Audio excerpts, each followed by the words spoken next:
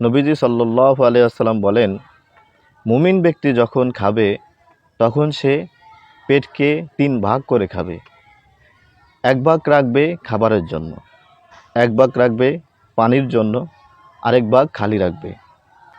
ডাক্তারবিদ্যা বলে যে অতিরিক্ত মেদভুঁড়ি হওয়ার মূল এবং প্রধান কারণ হচ্ছে অতিভোজন এবং অনিয়ন্ত্রিত খাবার গ্রহণ।